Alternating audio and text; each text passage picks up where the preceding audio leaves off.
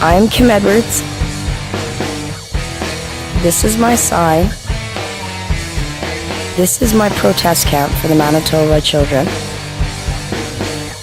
Here I am.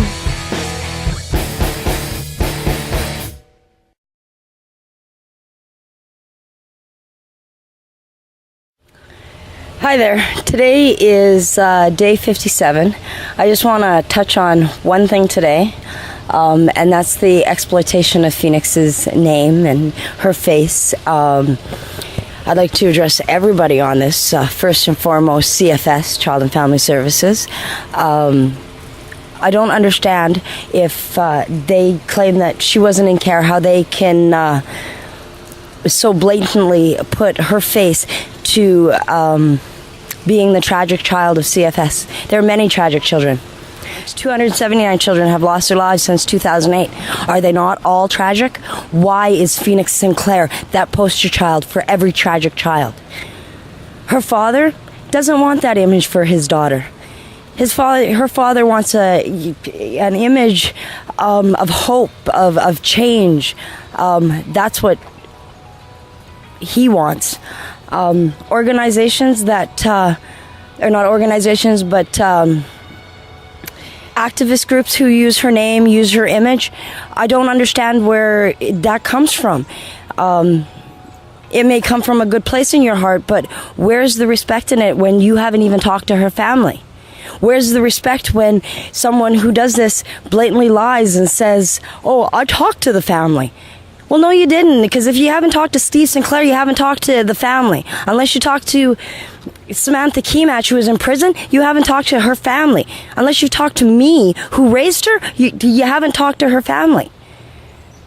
There's a foundation out there. It's called the Phoenix Sinclair Foundation.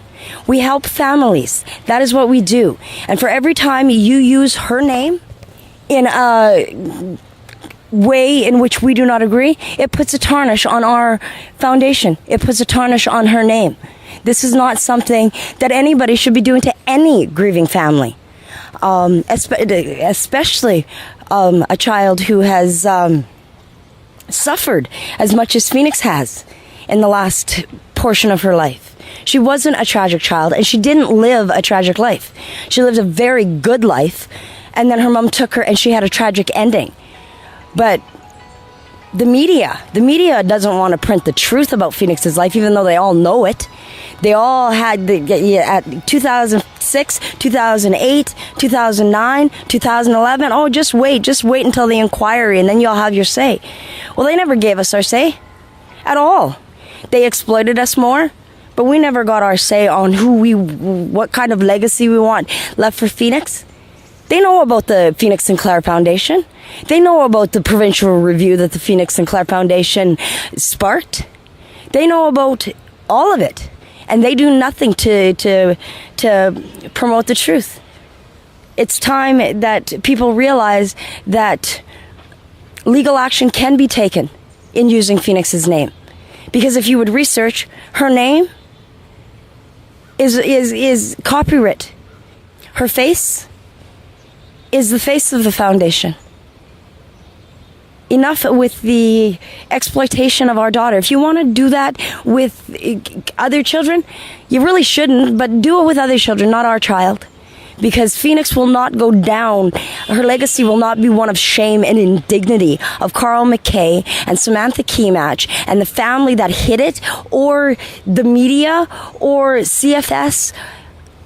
Her legacy will be that of what we leave through the Phoenix Sinclair Foundation. And if anybody really has reverence and respect for a little girl who endured so much suffering, so much torture, then they would stop exploiting her and start giving her a legacy, right? Honoring their spirits. That was the report.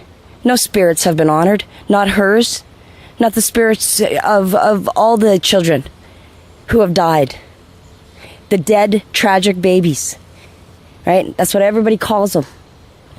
Question period, that tragic child. The inquiry, that tragic child. Oh, no, wait, no, that's tragic baby Phoenix. Her name was Phoenix Sinclair. It wasn't baby Phoenix Sinclair. Just Phoenix Victoria Hope Sinclair. And she wasn't a baby when she died. There are pictures of her when she was 4 years old, 5 years old. And the press refuses to use them. They just use that one crop picture of a tiny little baby who's only 13 months old.